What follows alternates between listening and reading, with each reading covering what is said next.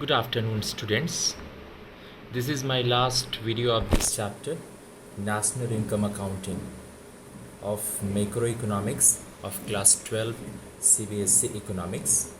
And in this video, I'm going to make you understand the last two remaining topics of this chapter, which are real GDP and nominal GDP, and then we'll try to understand GDP and social welfare. These are the two last topics of this chapter, which we are going to understand in this video. So in this video, first of all, we have to learn the meaning of real GDP and nominal GDP. Before that, we'll try to understand the meaning of GDP. GDP का मतलब क्या होता है, सबसे पहले ये समझने की कोशिश करते हैं. And this thing we have already understood. इस चीज़ को हम पहले ही समझ चुके हैं कि GDP क्या होता है. As I have told you many times that GDP is the sum total of market values of all goods and services produced within the domestic territory of a country during an accounting year.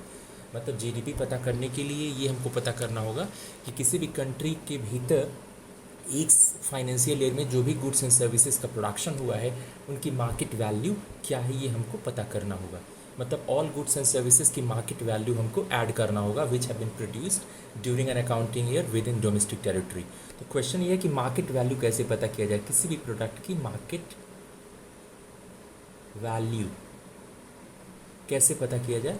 किसी भी product की market value यदि हमको पता करना होगा तो हमको क्या करना होगा, quantity of that product produced multiplied by price of that product यदि करेंगे तो मार्केट वैल्यू पता चल जाएगा.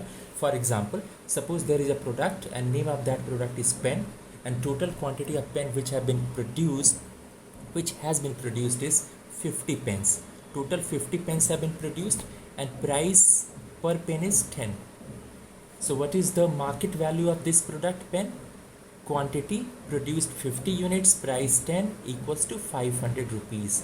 तो हम कहेंगे market value of this product is 500 rupees. तो इससे हमको ये पता चला कि मार्केट वैल्यू किसी भी प्रोडक्ट का पता करना है तो हमको क्या करना होगा, quantity of that product produced which is denoted by capital Q multiplied by price of that product which is denoted by capital P. ये करेंगे तो हमको पता चल जाएगा market value of any product. और अभी जीडीपी मैंने आपको बताया, जीडीपी निकालने के लिए क्या करना होता है, sum total of market values of all goods and services produced within the domestic territory of a country during an accounting year. तो जीडीपी यदि हमको निकालना होगा तो हमको क्या करना होगा, market values of all goods and services. तो market value of all goods and services के लिए क्या करना पड़ेगा, quantity of all goods and services produced which is denoted by capital Q multiplied by prices of all goods and services. तो Q multiplied by P करेंगे तो हमको GDP पता चल जाएगा, जहाँ पे Q क्या बता रहा है, quantity of all goods and services produced within country के भीतर जो भी गुड्स एंड सर्विसेज का प्रोडक्शन हुआ है सबकी quantity within during the time period of 1 year. और प्राइस P क्या बता रहा है, prices of all goods and services. तो prices of all goods and services multiplied by quantities of all goods and services produced within domestic territory of a country करेंगे तो हमको पता चल जाएगा जीडीपी. तो जीडीपी निकालने के लिए हम यूज़ करते हैं quantity of all goods and services produced and prices of all goods and services produced. Quantity multiplied by price करते हैं तो जीडीपी हमको पता चल जाता है. अब रियल जीडीपी क्या होता है, जब जीडीपी निकालने के लिए हम करंट ईयर प्राइस यूज़ करते हैं तो इसको बोलते हैं nominal GDP. Nominal GDP means GDP estimated on the basis of current year prices. मतलब यदि जीडीपी निकालने के लिए जो भी गुड्स एंड सर्विसेज हैं उनकी करंट ईयर प्राइसेस हम लेते हैं तो इसको बोलते हैं नॉमिनल जीडीपी. और जब जीडीपी निकालने के लिए गुड्स एंड सर्विसेज की क्वांटिटी में उनके बेस ईयर प्राइसेस को मल्टीप्लाई करते हैं तो इस तरह की जीडीपी को बोलते हैं real GDP. Is this clear? अब दो चीज़ें मैं आपको बताता हूँ. करेंट ईयर क्या होता है, current year is that year in which GDP is to be estimated. जिस ईयर में हमको जीडीपी को एस्टिमेशन करना है that is known as current year. Okay, current year मतलब प्रेजेंट ईयर, या जिस ईयर में हमको जीडीपी एस्टिमेट करना है that is known as current year. What is base year? Base year class 11 में जब इंडेक्स नंबर आपको पढ़ाया जा रहा था that time already this concept has been explained. What is base year? Base year is any year of past which is defined by government to estimate any value of any variable. किसी भी variable की value को find out करने के लिए past के किसी year को government of India base year define कर देती है, उसको बोलते हैं बेस ईयर। फॉर एग्जांपल हमारी कंट्री में जीडीपी को एस्टिमेट करने के लिए गवर्नमेंट ऑफ इंडिया ने बेस ईयर जो डिफाइन किया है, जो बेस ईयर यूज़ किया जाता है वो होता है 2011 एंड 12। Is this clear? ये हो गया बेस ईयर जीडीपी निकालने के लिए 2011 एंड 12। इसका मतलब suppose we want to find out GDP for year 2017 and 18, तो इसके लिए 2017-18 क्या हो जाएगा? करंट ईयर, और 2011-12 क्या हो जाएगा? Base year. ठीक है, अब जीडीपी यदि 2017-18 का हम निकाल रहे हैं और इसके लिए 2017-18 का ही प्राइस ले रहे हैं, it means we are estimating GDP at current year, because जिस ईयर में जीडीपी निकालना होता है that year is considered as current year. But if we want to estimate the GDP of 2017-18, and for that we are not using the prices of 2017-18, we are using the prices of 2011 and 12, मतलब base year के prices use कर रहे हैं, तो इस तरह के GDP का जो एस्टिमेशन होगा इसे बोला जाएगा real GDP. Is this clear? तो अब हमारे पास दो जीडीपी आ गए। पहला हो गया नॉमिनल जीडीपी। फर्स्ट जीडीपी जो हमारे सामने आया वो हुआ nominal GDP, nominal GDP, nominal GDP. Next आ गया real GDP, real GDP. Okay, suppose 2017-18 के लिए हम निकाल रहे हैं नॉमिनल जीडीपी। ठीक है, 2017-18 के लिए नॉमिनल जीडीपी निकालेंगे तो क्वांटिटी किस साल की लेंगे? Quantity of goods and services produced, obviously 2017-18 के लिए हम निकाल रहे हैं तो quantity of goods and services produced in year 2017-18 लेंगे। ओके, और नॉमिनल जीडीपी निकालते समय जो प्राइस हम यूज़ करते हैं वो किस ईयर का प्राइस यूज़ करते हैं? करंट ईयर 17-18, तो प्राइस का किसका लेंगे? Prices of 17-18। ओके, तो क्वांटिटी तो जिस ईयर में हम जीडीपी निकालेंगे हमेशा क्वांटिटी उसी ईयर का लेंगे, मतलब क्वांटिटी हमेशा हम करंट ईयर का लेंगे। अब प्राइस हम करंट ईयर का भी ले सकते हैं, बेस ईयर का ले सकते हैं। यदि करंट ईयर प्राइस ले रहे हैं तो इसको बोलेंगे नॉमिनल जीडीपी, यदि बेस ईयर प्राइस लेंगे तो उसको बोलेंगे रियल जीडीपी। मतलब रियल जीडीपी का फॉर्मूला क्या हो जाएगा? Quantity of current year. In this case current year is 2017-18, तो quantity of 2017 and 18, but the price इस केस में क्या हो जाएगा? प्राइस ऑफ 2011 एंड 12, क्योंकि यही हमारे लिए क्या है? बेस ईयर है। This is base year in our case 2011-12। इसको लिख लेते हैं ठीक से, 2011 एंड 12। Is this clear? अब सपोज 2018-19 में हमको जीडीपी निकालना है, तो again two types of GDP we can find out, nominal GDP या रियल जीडीपी। यदि नॉमिनल जीडीपी निकालेंगे तो हो जाएगा क्वांटिटी ऑफ 18-19, नॉमिनल जीडीपी में करंट ईयर इस केस में क्या हो जाएगा? Price current year is 2018-19, current year is that year in which GDP is estimated, तो प्राइस हम करंट ईयर का लेंगे नॉमिनल जीडीपी में, 2018-19 का प्राइस भी लेंगे। रियल जीडीपी यदि निकालते हैं तो क्वांटिटी करंट ईयर का 2018-19, but price will take of base year, that is price of 11 and 12। Is this clear?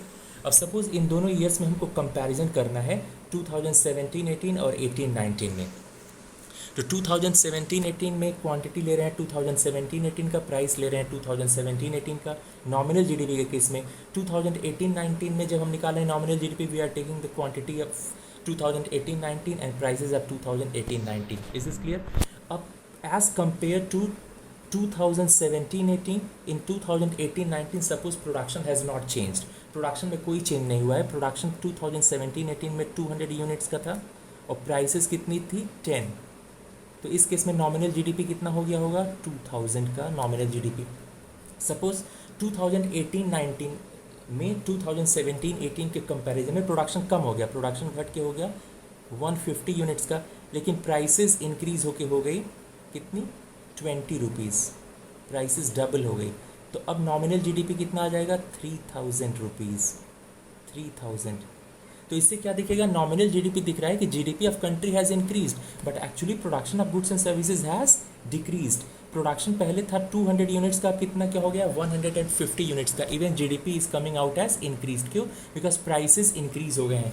चूँकि इसमें क्वांटिटी भी चेंज हो रही है और प्राइसेस भी चेंज हो रहे हैं, तो ऐसा हो सकता है कि quantity has decreased but because of increase in prices market value of 2018-19 may come greater than nominal GDP of 2017 and 18. 2018-19 में nominal GDP 2017-18 से ज़्यादा आ सकता है in spite of this fact that the production has decreased because in this case prices has increased. Means if prices are increasing, then in that case also when in 2018-19 production has decreased, nominal GDP will come out as increased because of this thing, prices have increased. तो इस तरह से यदि nominal GDP increase हो रहा है तो हम श्योर नहीं है कि कंट्री में गुड्स एंड सर्विसेज का प्रोडक्शन इंक्रीज हुआ है कि नहीं हुआ है. इसको एक और एग्जांपल से देख सकते हैं. सपोज 2017-18 में, थर्ड पॉसिबिलिटी 2017-18 में प्रोडक्शन गुड्स एंड सर्विसेज का 200 यूनिट्स, प्राइस 10, तो नॉमिनल जीडीपी आया 2000 rupees.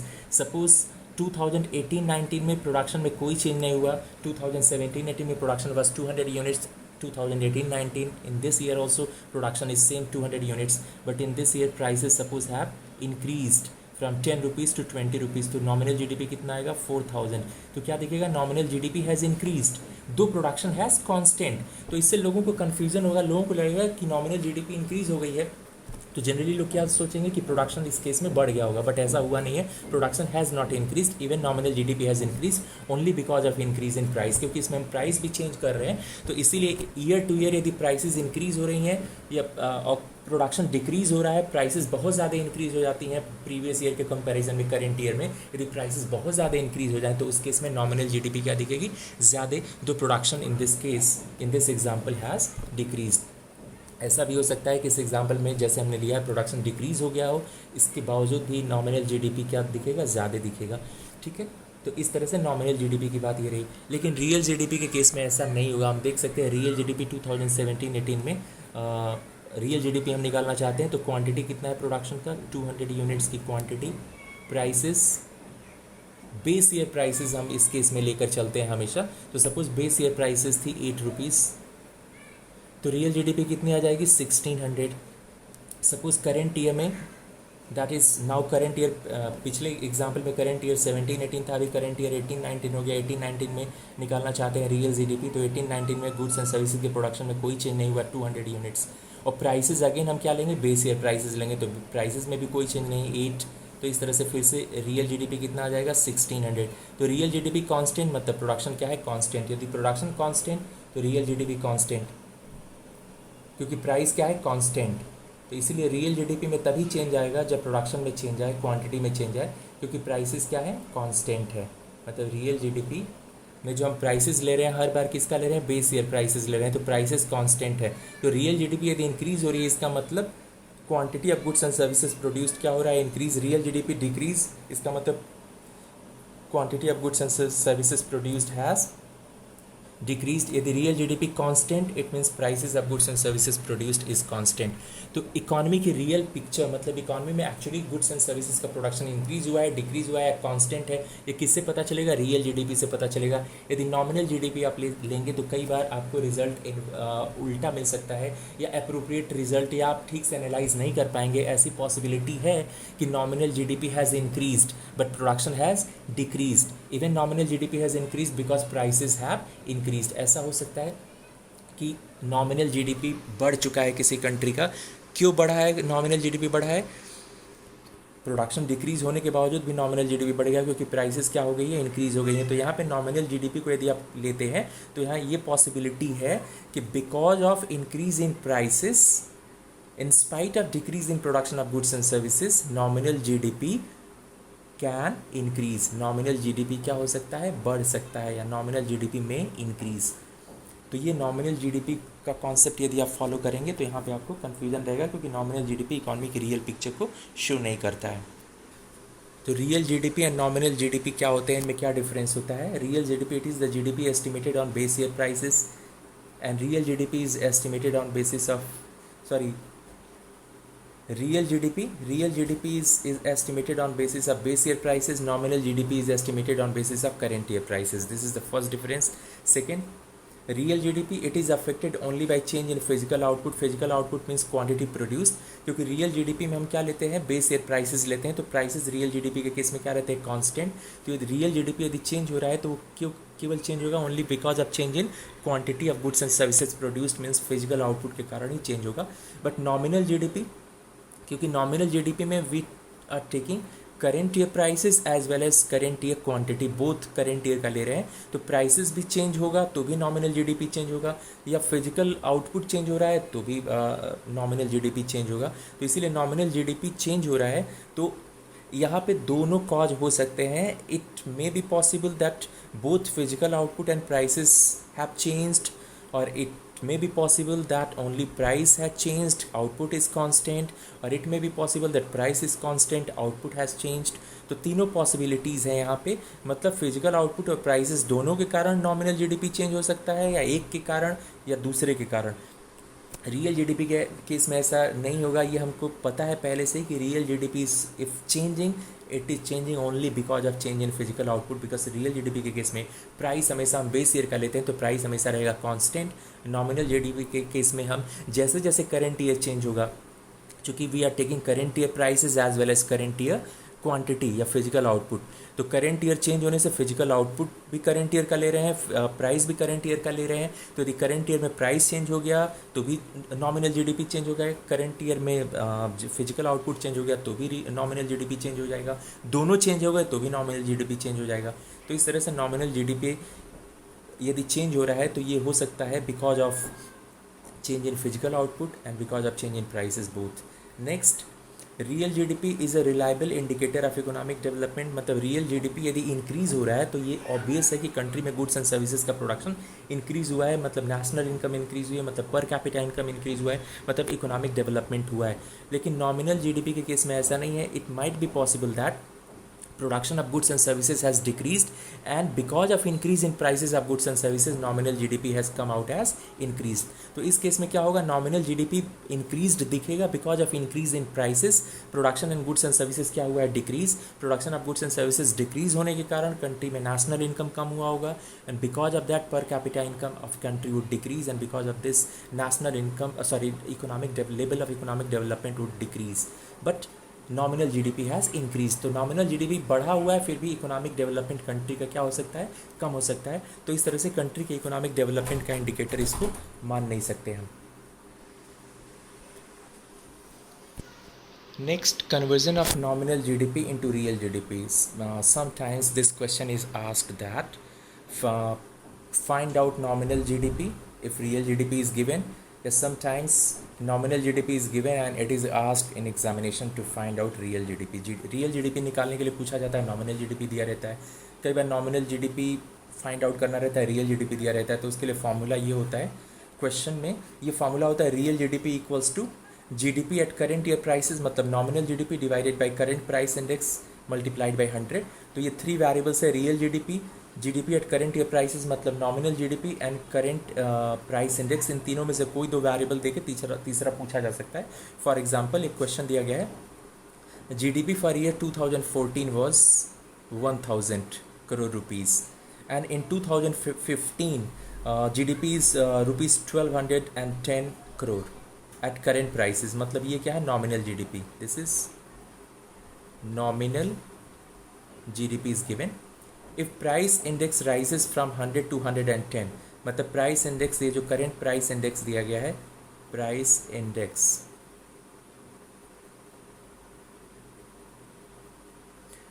Index is 110, then nominal can be converted into real GDP. मतलब इसको यूज़ करके हम रियल GDP फाइंड आउट कर सकते हैं. तो रियल GDP क्या हो जाएगा, नॉमिनल GDP जो दिया गया 1210 divided by current price index 110 multiplied by 100, solve किया 1100 करोड़ रुपीज़, ये आ गया रियल GDP. नॉमिनल GDP दिया गया, real GDP we can find out. Next है GDP deflator. What is GDP deflator? Sometimes this question is also asked that. Define GDP deflator, 1 mark में पूछा जाता है. GDP deflator measures the average change in the price levels of all goods and services that constitute GDP. ऐसे सारे goods and services जिसको GDP में include किया गया है, उन सारे गुड्स एंड सर्विसेज के प्राइसेस में एवरेज चेंज कितना हुआ है इसको फाइंड आउट करता है जीडीपी डिफ्लेटर। और जीडीपी डिफ्लेटर निकाला कैसे जाता है, इसका फॉर्मूला है GDP deflator equals to nominal GDP divided by real GDP into 100। जैसे मान लीजिए किसी क्वेश्चन में दिया गया है कि जीडीपी डिफ्लेटर कैलकुलेट करिए 2014-15 के लिए, तो 2014-15 के लिए नॉमिनल जीडीपी दिया रहेगा, real GDP. Suppose nominal GDP is given as 1,58,400 and real GDP is given as 1,42,800. तो 1,58,400 डिवाइडेड बाई 1,42,800 इंटू 100 आया 110.9। तो ये क्या हो गया, ये बता रहा है जीडीपी डिफ्लेटर। अब जीडीपी डिफ्लेटर पता चल गया, इसकी वैल्यू आ गई। अब हमको ये पता करना है कि एवरेज चेंज कितना हुआ है 2014-15 में प्राइसेस में। तो इसमें से 100 हम माइनस कर देते हैं। ये जो आया है करंट ईयर प्राइसेस है और base year prices current year average price. ये जो जीडीपी डिफ्लेटर बताता है कि जो वैल्यू आई है ये बता रहा है current year prices, average prices of goods and services in current year. Base year prices को 100 मान लेते हैं, तो 100 इसमें से माइनस करेंगे और जितना आएगा वो हो जाएगा 10.9। जैसे इस केस में आया तो हम बताएंगे prices of goods and services have increase by 10.9%। Suppose किसी क्वेश्चन में जीडीपी डिफ्लेटर को आप निकालते हैं और ये आता है 90, तो क्या करेंगे 90 जितना जीडीपी डिफ्लेटर आया है उसमें से 100 माइनस करते हैं, तो 100 माइनस करेंगे तो कितना आ जाएगा -10। तो इसका ये कंक्लूजन हम निकालेंगे कि prices of goods and services in current year have decreased bye 10%। -10 means decrease by 10%। और 110 आता है यदि जीडीपी डिफ्लेटर, तो 100 माइनस करेंगे तो अब कितना आ जाएगा 10। तो ये +10 मतलब प्राइसेस हैव इंक्रीज बाय 10%। तो जो भी जीडीपी डिफ्लेटर की वैल्यू आएगी with the help of this formula, उसमें से 100 माइनस करेंगे और जो आएगा प्राइसेस में उतना परसेंटेज चेंज हुआ है जीडीपी डिफ्लेटर से, ये हम पता कर सकते हैं। अब लास्ट टॉपिक जो इस चैप्टर का है which is very important, GDP and social welfare. Generally होता क्या है कि हम ये मान के चलते हैं कि इफ़ जीडीपी इज़ इंक्रीजिंग, इसका मतलब production of goods and services have increased. Goods and services के प्रोडक्शन बढ़ने के कारण कंट्री में लोगों के पास गुड्स एंड सर्विसेज की अवेलेबिलिटी इंक्रीज़ हो गई होगी। लोगों के पास गुड्स एंड सर्विसेज की अवेलेबिलिटी इंक्रीज होने के कारण लोगों का लिविंग स्टैंडर्ड इंप्रूव हुआ होगा and because of that economic development country में ज़्यादा हुआ होगा। Means generally we think that if GDP is increasing it means production of goods and services would have increased, and because of increase in production of goods and services availability of goods and services to the people of country would have increased, and because of this the living standards of people of country would have increased, and because of this level of economic development would have increased.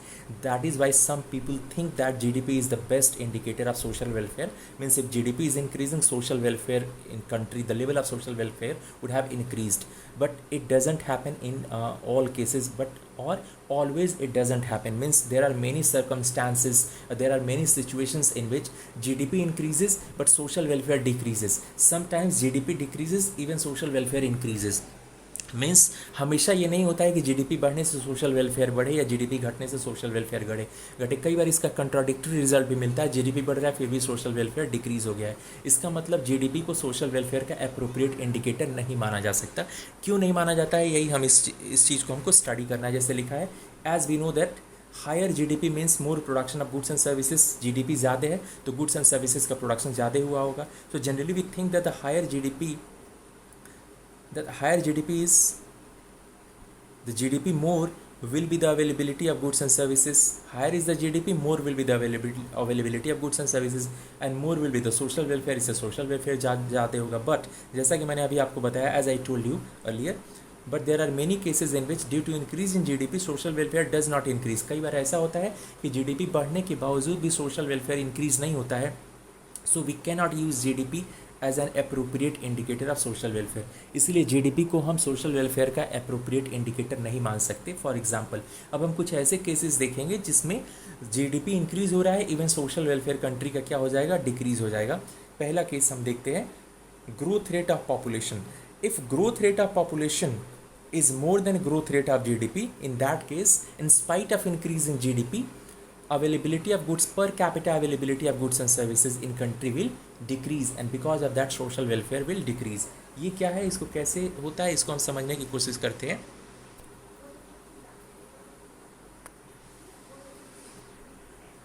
Suppose there is a country, and in that country suppose GDP is of 1000 and population is 100, then per capita GDP, प्रति व्यक्ति GDP कितना आएगा, GDP divided by population that is 100 equals to कितना हो जाएगा 10. Is is clear. तो यहाँ पे पर कैपिटा जीडीपी कितना आया, 10 आया. अब सपोज जीडीपी भी इंक्रीज हो रहा है, suppose GDP is increasing and simultaneously population size of that country is also increasing. GDP में इंक्रीज सपोज 10% से होता है, GDP is increasing by 10%, but population is increasing by 100%. Population 100% से इंक्रीज हो जाती है. तो पॉपुलेशन 100% से इंक्रीज होने का मतलब पहले पॉपुलेशन 100 थी, 100% इंक्रीज हो गई, मतलब पॉपुलेशन कितनी हो जाएगी, जस्ट डबल हो जाएगी. मतलब पॉपुलेशन ऑफ कंट्री की कितनी हो गई, 200.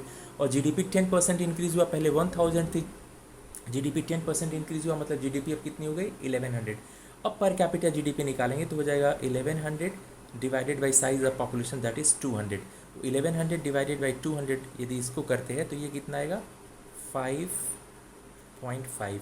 तो यहाँ पे देख सकते हैं GDP has increased, but because increase in GDP is less than increase in population, that is why per capita GDP has decreased. In this case, availability of goods and services with people will decrease, and because of this, social welfare will decrease. वही लिखा गया, if growth rate of population is more than growth rate of GDP, then per capita availability of goods and services will decrease, which will decrease the social welfare of the country. तो ये first case हो गया जिसमें GDP बढ़ने के बावजूद भी social welfare बढ़ जाएगा यदि जीडीपी जिस रेट से बढ़ रहा है उससे कहीं ज़्यादा रेट से बढ़ रही है कंट्री की पॉपुलेशन साइज, तो पर प्रति व्यक्ति गुड्स एंड सर्विसेज की अवेलेबिलिटी डिक्रीज हो जाएगी. Then distribution of GDP, if due to increase in GDP distribution of goods and services becomes more unequal, it will decrease the social welfare. कई बार ऐसा होता है कि कंट्री का जीडीपी इंक्रीज होता है, लेकिन जीडीपी इंक्रीज होने के कारण जो इनइक्वालिटी है कंट्री में इनकम की, वेल्थ की या गुड्स एंड सर्विसेज के प्रोडक्शन की जो जब डिस्ट्रीब्यूशन हुआ है उसकी इनइक्वालिटी और बढ़ जाती है कंट्री में, और इनइक्वालिटी बढ़ने के कारण कंट्री में सोशल वेलफेयर क्या हो जाएगा, डिक्रीज हो जाएगा. तो जीडीपी इंक्रीज हुआ, even because of increase in inequality social welfare of country will decrease. So this is that case in which in spite of increase in GDP social welfare will decrease. Composition of GDP, GDP का composition कई बार ऐसा होता है कि GDP में कई बार हार्मफुल प्रोडक्ट्स भी इंक्लूडेड होते हैं. There are many products which are harmful for social welfare. और यदि कंट्री का जीडीपी इंक्रीज होता है because of increase in production of harmful products, तो इससे क्या होगा, जीडीपी तो बढ़ जाएगी, but because of increase in production of harmful products, more and more harmful products will be used by population of the country, and because of this social welfare of country will decrease. तो इस कारण क्या हो रहा है, इस case में क्या हो रहा है, GDP is increasing, even then social welfare of the country will be decreasing. क्यों, क्योंकि कंट्री में जीडीपी बढ़ने का कारण है increase in production of harmful products like alcohol, cigarette, tobacco, explosives. These are harmful products. These are also the part of GDP. तो कई बार GDP बढ़ता है because of increase in production of harmful products. तो यहाँ पे GDP बढ़ा, but at the same time harmful products का production बढ़ गया कंट्री में, तो harmful products का यूज़ बढ़ गया, तो इसीलिए लोगों का वेलफेयर क्या हो जाएगा, डिक्रीज हो जाएगा. Next, non monetary exchanges. ऐसे एक्सचेंजेस, ऐसी सारी एक्टिविटीज़, सर्विसेज जिनकी सेलिंग एंड परचेजिंग नहीं होती है उनको जीडीपी में या नेशनल इनकम अकाउंटिंग में इंक्लूड नहीं करते हैं. जैसे सर्विसेज प्रोवाइडेड बाय हाउस वाइफ्स, caring of old age parents, caring of own children, और giving tuition to their own children by people. These are not included in GDP because these are domestic services. और national income accounting में मैंने आपको बताया था domestic services which are also known as non monetary exchanges. ऐसी services जो हम अपने family members को provide करते हैं और without any monetary exchange, मतलब उसके लिए कोई पैसा हम नहीं लेते हैं, इनको national income accounting में include नहीं करते हैं. क्यों, मैं already आपको बता चुका हूँ. तो there are many activities which are neither sold nor purchased in market. These are known as non-monetary exchanges. ऐसी बहुत सारी सर्विसेज हैं जिसको मार्केट से हम खरीदते बेचते नहीं हैं, इनको नॉन मोनेटरी एक्सचेंजेस बोलते हैं. जैसे कि सर्विसेज प्रोवाइडेड बाय हाउस वाइफ्स, kitchen gardening, caring of old age parents. ये सारी चीज़ें हैं जो हम अपने विद इन फैमिली मेम्बर्स को प्रोवाइड करते हैं, जिनको डोमेस्टिक सर्विसेज भी बोलते हैं. इनको खरीदा बेचा नहीं जाता, इसीलिए इनको नॉन मोनेटरी एक्सचेंजेस भी बोलते हैं. These are not included in GDP. In spite of being very important for social welfare, ये सारी एक्टिविटीज़ जो हम कर रहे हैं, सर्विसेज प्रोवाइडेड बाय हाउस वाइफ्स, kitchen gardening, caring of old age parents. These are very important for social welfare, but these are not included in national income or GDP. National income या GDP में इनको इंक्लूड नहीं किया जाता है. तो इससे क्या हो सकता है कि कंट्री का GDP because of decrease in production of goods and services, country का GDP डिक्रीज हुआ हो, but because of increase in non-monetary exchanges, means because of increase in services provided by housewives, kitchen gardening and caring of old age parents, country का social welfare का level क्या हुआ हो, बढ़ गया हो. मतलब अब हाउस वाइफ्स ज़्यादा बेटर सर्विसेज प्रोवाइडेड करने लगी हो फैमिलीज़ में, या किचन गार्डनिंग ज़्यादा हो रहा हो जिससे इन्वायरमेंट अच्छा हो रहा हो, और ओल्ड एज पेरेंट्स की केयर ज़्यादा लोग कर रहे हो, तो इससे कंट्री का सोशल वेलफेयर क्या होगा, बढ़ गया होगा. तो कंट्री का सोशल वेलफेयर बढ़ गया है, लेकिन GDP डिक्रीज़ हो गया क्योंकि गुड्स एंड सर्विसेज जिनको GDP में इंक्लूड किया जाता है उनका प्रोडक्शन क्या हो गया, डिक्रीज़ हो गया है. और ये सर्विसेज नॉन मॉनेटरी एक्सचेंजेस जिनको GDP में इंक्लूड नहीं किया जाता है, ये क्या हो गई है, ये बेटर हो गई हैं. और जिनको GDP में इंक्लूड किया जाता है उनका प्रोडक्शन कम हो गया है, तो इसके कारण GDP जो एस्टिमेट करेंगे वो कम आएगा, बट कंट्री का सोशल वेलफेयर क्या आएगा, ज़्यादा. तो यहाँ GDP is decreasing but social welfare is increasing. तो अगेन दोनों के बीच का जो रिलेशनशिप है वो क्या हो गया, इन्वर्स हो गया. इसीलिए GDP को बेस्ट या अप्रोप्रिएट इंडिकेटर सोशल वेलफेयर का नहीं माना जाता है. There is another reason why GDP is not considered as an appropriate indicator of social welfare, because it doesn't consider GDP externalities. Externalities क्या होती है, when activities of one result in benefit or harms to other, with no receipts for benefits, no payments for harms done. Such benefits and harms are called externalities. Externalities क्या होती हैं, जब एक व्यक्ति activity करता है और उससे सोसाइटी में पॉजिटिव इम्पैक्ट क्रिएट होता है, लेकिन इस पॉजिटिव इम्पैक्ट के लिए जो बेनिफिट वो क्रिएट करता है सोसाइटी में, उसके लिए उसको कोई पेमेंट नहीं होता है, कोई पेमेंट रिसीव नहीं होता है, उसको लोग कोई अमाउंट ऑफ मनी पे नहीं करते हैं. और साथ ही साथ कुछ इनको बोलते हैं एक्सटर्नैलिटीज़, इनको बोलते हैं positive externalities. At the same time कुछ एक्टिविटीज़ ऐसी होती हैं जिसको करते हैं तो सोसाइटी पे नेगेटिव इम्पैक्ट क्रिएट होता है, लेकिन हमको उसके लिए कोई सोसाइटी को हमको कोई पेमेंट नहीं करना होता है. जिनके ऊपर नेगेटिव इम्पैक्ट इससे क्रिएट होता है उनको हमको कोई भी चीज़ पेमेंट नहीं करना होता है, तो इसको बोलते हैं एक्सटर्नैलिटीज़. मतलब हम कोई भी एक्टिविटी कर रहे हैं and because of our activity we are creating some positive benefits for society, and for these benefits we are not being paid anything. Or if we are doing some activities and because of these activities we are creating a negative impact on society, but we do not have to pay anything as compensation for these negative impacts created by our activities. So these both two things will be known as externalities. जब हम positive impacts create करते हैं society पे, हमको उसके लिए कोई payment नहीं होता है, तो इसको बोलते हैं पॉजिटिव एक्सटर्नैलिटीज़. और जब कोई नेगेटिव इम्पैक्ट सोसाइटी पे क्रिएट करते हैं जिसके लिए हमको कोई पेनल्टी नहीं पे करना पड़ता है सोसाइटी को, इसको बोलते हैं नेगेटिव एक्सटर्नैलिटीज़. और इन दोनों को GDP में कंसिडर नहीं किया जाता है. एग्जाम्पल से समझ लीजिए, सपोज़ मैं गार्डनिंग कर रहा हूँ, एक गार्डन लगा रहा हूँ, ठीक है, मैं गार्डनर हूँ और गार्डन्स बहुत सारे मैंने लगाया. तो ये जो एक्टिविटी मैंने क्रिएट किया, ये जो एक्टिविटी मैंने किया, इससे क्या होगा, because of this activity environment refresh होगा, इन्वायरमेंट का पोल्यूशन कम होगा, इन्वायरमेंट प्योर होगा. तो मैं सोसाइटी पे पॉजिटिव इम्पैक्ट क्रिएट कर रहा हूँ, लेकिन इसके लिए सोसाइटी मुझे कुछ पे नहीं करने जा रही है. तो इस तरह के जो कंट्रीब्यूशंस होते हैं इनको बोलते हैं पॉजिटिव एक्सटर्नैलिटीज़. सेकेंड, सपोज मैंने एक प्रोडक्शन यूनिट सेटअप करा. प्रोडक्शन यूनिट सेटअप करने के कारण बहुत सारा वेस्ट रिलीज़ हो रहा है प्रोडक्शन यूनिट से, इससे इन्वायरमेंट पे नेगेटिव इम्पैक्ट क्रिएट हो रहा है, पॉल्यूशन हो रहा है. तो ये जो पॉल्यूशन मैं क्रिएट कर रहा हूँ इसके लिए मुझे सोसाइटी को कुछ पेनल्टी नहीं देनी है. वो जो नेबरिंग एरियाज़ है जहाँ पे लोगों के घर हैं, वहाँ पे जो पोल्यूशन क्रिएट हो रहा है उससे लोग एडवर्सली अफेक्टेड हो रहे हैं, लेकिन फैक्ट्री ओनर उन लोगों को कोई कंपनसेशन नहीं देता है या हमको कोई पेनल्टी नहीं देनी पड़ती है. तो इस तरह के जो नेगेटिव इम्पैक्ट्स होते हैं इनको बोलते हैं एक्सटर्नैलिटीज़. इनको GDP में कंसिडर नहीं किया जाता है. सपोज़ गुड्स एंड सर्विसेज का प्रोडक्शन कंट्री में बढ़ गया है और इसके कारण GDP इंक्रीज़ हो गया है. बट गुड्स एंड सर्विसेज का प्रोडक्शन क्यों बढ़ा है, because many factories have been set up, बहुत सारी फैक्ट्री सेटअप करी गई हैं और इन फैक्ट्रीज से huge quantity of waste is being release, बहुत सारा वेस्ट रिलीज़ हो रहा है जिससे इन्वायरमेंट पे नेगेटिव इम्पैक्ट क्रिएट हो रहा है. मतलब ये GDP बढ़ने के कारण नेगेटिव एक्सटर्नैलिटीज़ कंट्री में क्या हो गई हैं, बढ़ गई हैं. और नेगेटिव एक्सटर्नैलिटीज़ जो होती हैं कंट्री के सोशल वेलफेयर को क्या करेंगी, डिक्रीज़ करेंगी. तो इसके कारण सोशल वेलफेयर कंट्री का क्या हो जाएगा, डिक्रीज़ हो जाएगा. तो यहाँ पे GDP is increasing but social welfare is decreasing. But ऐसा क्यों हो रहा है? क्योंकि एक्सटर्नैलिटीज़ जो है उसको जीडीपी में हम कंसीडर नहीं कर रहे हैं, नाइदर पॉजिटिव नॉर नेगेटिव। या सेकेंड थिंग, सपोज मैं गार्डनिंग कर रहा हूँ अपने विद इन फैमिली, में गार्डन लगा रहा हूँ, तो ये गार्डनिंग जो हम करते हैं, this is a non monetary exchange. ये गार्डनिंग के लिए किसी गार्डनर को नहीं बुला रहा हूँ, खुद ही गार्डनिंग कर रहा हूँ, means it is a kind of domestic service, non monetary exchange, तो ये जीडीपी में इंक्लूड नहीं होगी। लेकिन इसके कारण सोसाइटी पे पॉजिटिव इम्पैक्ट पड़ेगा, पॉजिटिव एक्सटर्नैलिटी मैं क्रिएट कर रहा हूँ, because of this social welfare will increase. Social welfare यहाँ पे इंक्रीज हो रहा है, but this social welfare is not being reflected by GDP, क्योंकि इसको जीडीपी में इंक्लूड नहीं किया जा रहा है। तो इस तरह के सोशल वेलफेयर जो पॉजिटिव एक्सटर्नैलिटीज़ के कारण होते हैं, GDP doesn't show this. That is why we can say that GDP is not an appropriate indicator of social welfare. तो ये क्वेश्चन पूछा जाता है, why is GDP not considered as an appropriate indicator of social welfare. तो ये इसका answer हो गया। So this is all about this chapter, national income accounting. Thank you.